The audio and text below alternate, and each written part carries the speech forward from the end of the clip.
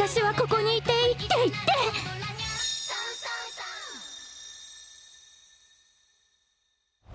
人が言おうが今いいが関係ない。箱が大きい小さいとか気にしない。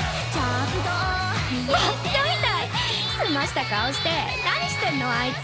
ご丁寧に3人のサイリウム振って。 Get effing excited, cause we know that the new season of Oshi no Ko is around the corner. Now, what does that mean specifically? Well, we don't quite know just yet, but as I announced on Twitter via it blew up on Twitter everywhere. I announced it on Twitter. I put it on the community tab that the new season of Oshi no Ko was announced today after the launch of this episode that we just got done watching, which was episode number 11, the final episode of Oshi no Ko this season.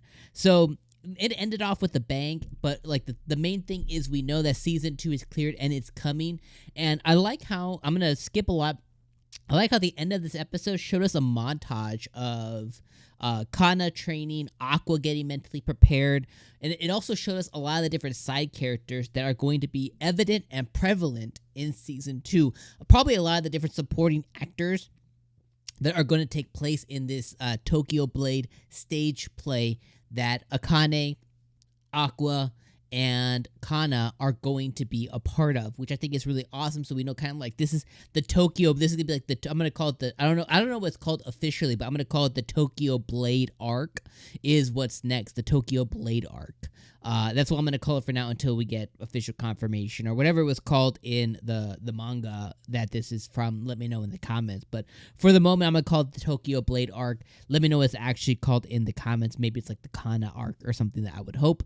But I just love how my favorite character in this show is Kana, and I love how in these back half of the episode she's getting more and more screen time. We're learning more and more about her upbringing, her attitude, her love for Aqua, her disdain for Akane that goes far deeper than the fact that Aqua is just work dating her. All these things that we get to learn, and it's going to become even crazier. And the fight for Aqua's heart is going to become crazier, and the fight for Aqua to find information on who was the cause, not who did it, but who caused the murder of I think it's just all interesting, and I want it now. I can't wait to see it.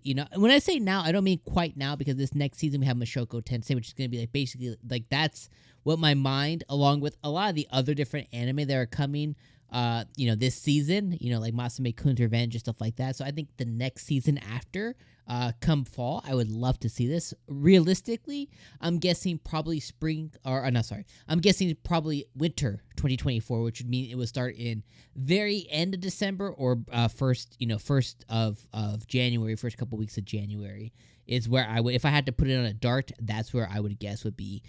Give it 6 months for the studio to kind of take a breather and get started again, because this is a big budget anime for sure.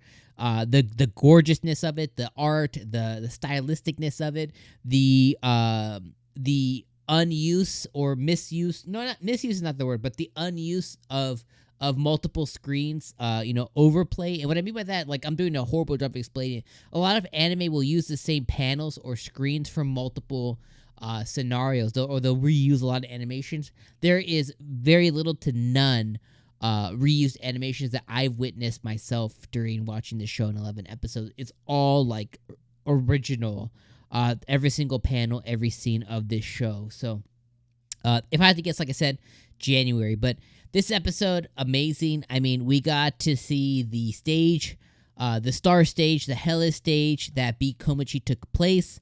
We got to see, really Mem and Ruby and Kana on stage doing their thing, which was awesome to see.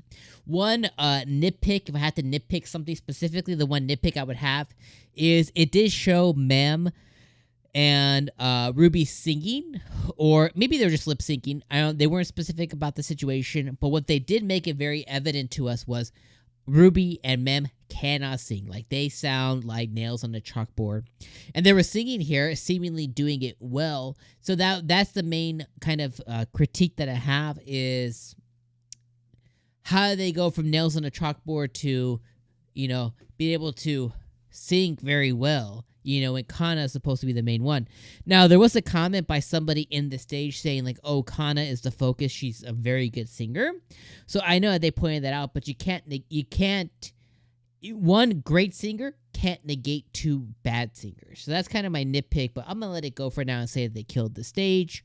I loved how when Kana started to really get into her own, into herself, and she did the lavu, she saw through her eyes. She saw our boy Aqua there with, at first, a white glow stick, which represented her, and then he swapped to all of them. He did the hi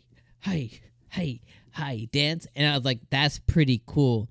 And I really enjoyed seeing that. Once again, a call out to the earlier episode, or the first episode, where Ruby and Aqua were doing the little baby dance. I thought that was really cool to see once again.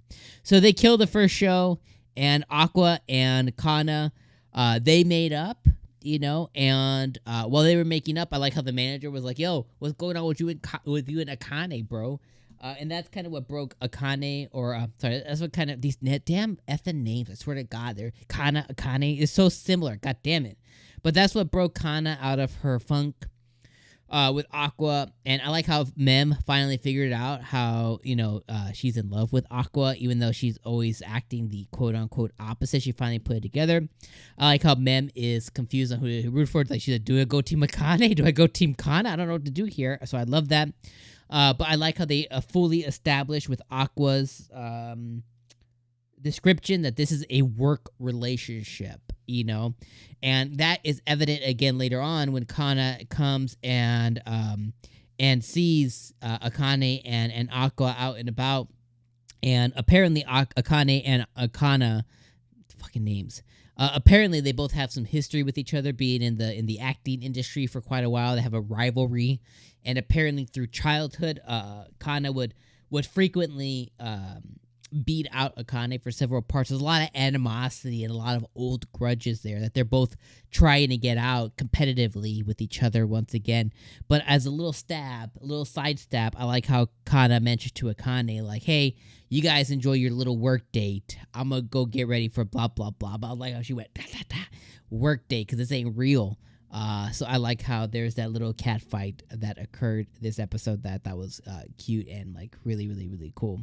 Then we learned that Aqua is going to take part in that Tokyo Blade show. He wants to learn more about Lalai, which is Ai's alma mater, essentially, for theater and stuff. So really enjoyed being able to see that happen and him be able to learn more. And he's also going to just further his career if he crushes this role, with him being Akane's main love interest, with his side love interest actually being Kana within the context of this story. So it's going to be high level, high frequency, high bandwidth, yum next season, and I can't wait to see it. But thank you all for hanging out with me for 11 weeks. Oshi no Ko was originally an anime that I thought we would, cover one episode and be done with it. But, episode 1 is one of the best episode 1s, considering it was like an effing movie that I've ever seen in anime. Probably top 20. I don't want to put top 10 because I don't want to be that crazy. But, probably easy top 20. And considering there's hundreds and hundreds and hundreds of anime, top 20, number 1, first episodes. In anime, in my opinion, that it just grabbed me, grabbed you, grabbed the viewers so hard that, it's definitely been a wild ride. And although there's some contextual and some characteristics type stuff, some writing specifics that I'm not like the biggest keen on, like the fact that Aqua's just throwing his life away to just go and try and catch this one dude who seemingly has nothing to do with him anymore. It has some nitpicks, preference, you should say. But overall, 8.5 out of 10 season. 8.5 is a really, really, really high rating. I would say episode 1, easy 9 out of 10. 10 out of 10 in my heart, 9 out of 10 in my critic heart. But really great season. This has been awesome, and I can't wait to see more of Kana as we move into next season, because that's my girl. All right, my friends, I'm going to see you guys in Summer Anime. Don't forget to check out the 2 videos on screen now. One is me going through every anime and going yay or nay through a lot of them, picking out what I'm going to watch this season. And then the other one is the 10 that you should watch that are brand new this season, so make sure you check those out. All right, my friends, I'm going to see you next week when summer starts. Peace.